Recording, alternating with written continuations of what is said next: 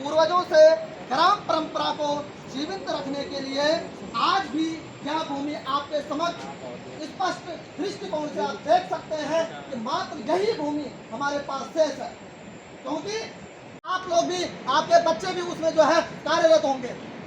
क्या ये गांव आप लोगों ने ऐसे समझ लिया? क्या शासन प्रशासन कुछ नहीं समझता है? क्या समझते हैं कि अपने गांव में कोई है नहीं बोलने वाला? हम लोग अनुशासनात्मक जीवन जीते हैं, इसलिए हम लोग चुप रहते हैं।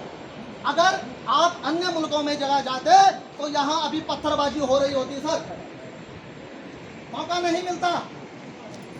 और मेरा कहने का उद्देश्य मुद्दे को ज़्यादा अधिक न कहते हुए, ये एक पीड़ा है, ये एक मेरी पीड़ा नहीं, ये समस्त ग्रामवासियों की आपसे आने से पहले ये विचारधारा प्रस्तुत की गई है। उन विचारधाराओं को, गांव के प्रत्येक प्राणियों की विचारधारा को आपके समक्ष रखा जा रहा है। महोदय, आपसे प्रश्न है कि बिना एनओसी के ग्राम सेंदुल में निर्माण कार्य किसकी अनुमति से किया गया है? प्रश्न नंबर 1।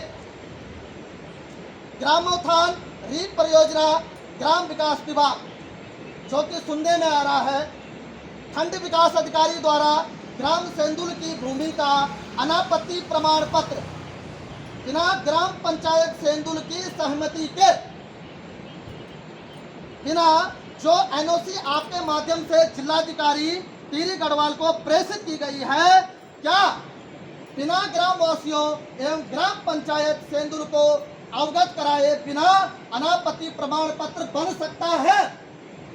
क्या बिना ग्राम पंचायत के लोगों को अवगत कराए बिना यह कूटनीति हो सकती है? अगर हो सकती है तो हम स्वतंत्र भारत के लोगों में नहीं गिने जाने चाहिए। हम फिर गुलाम हैं, फिर हम स्वतंत्र भारत के लोग कहाँ रह गए? फिर यह कैसा शासन प्रशासन है जो अंग्रेजों से भी भयंकर जो है इस तरह से हमारे गांव पे कूद पड़ा है? राजस्व विभाग द्वारा जो भू अभिलेख की जो जांच आख्या प्रेषित की गई थी, उसमें उल्लेख किया गया है।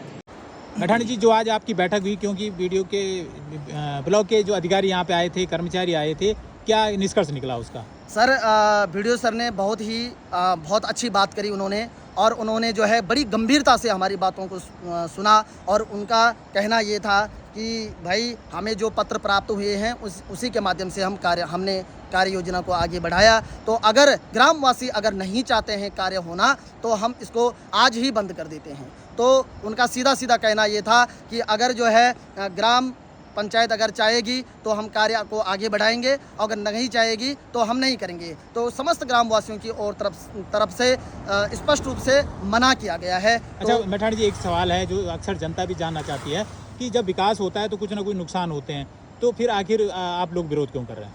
सर, विरोध करना जाहिर है, क्योंकि जब भी विकास के नाम पर कुछ बात आती है तो ठेकेदार हो चाहे अनर्गल कोई भी नेता हो, ये सब उमड़ करके हमारे ग्राम सभा सेंदुल में आ जाते हैं, और सेंदुल में आना इनका एक स्वभाव जैसा बन गया है, एक भेड़ चाल जैसे इनका माहौल तैयार हो गया है। न जाने क्या क्या षड्यंत्र, क्या क्या कूटनीति अपना करके ये हमारे गांव में आ जाते हैं। सर, मैं आपको बताना चाहता हूँ, हमारे गांव में सभी सरकारी कर्मचारी हैं, यहाँ पर कोई नेतागिरी नहीं करता, यहाँ पर कोई राजनीतिक स्तर का कोई स्तर नहीं है, तो सभी अपने अपने काम में लगे हैं, सभी बिजी हैं, तो यहाँ पर कोई बोलने वाला है नहीं, और इनको पता है कि हम किस आड़ में क्या कर सकते हैं, कहाँ पर हमको क्या करना है। पिटकुल आपके पास उदाहरण है।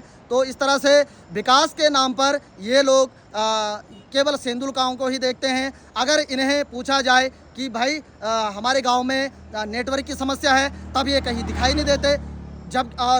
इनको अगर पूछा जाए कि हमारे गांव में जल संकट बना हुआ है, आदिकाल से आप देखते आ रहे हैं न्यूज़ों में, अखबारों में, कि हमारे गांव में जल संकट की कितनी क्षति रहती है, तो ये कुछ बोलने को तैयार नहीं, धरातल पर ये कहीं दिखाई देते नहीं। हाँ, विकास के नाम पर कोई अगर इनको टेंडर पास करना है तो बहुत बड़े बड़े पेट वाले भी यहाँ दिखाई देते हैं।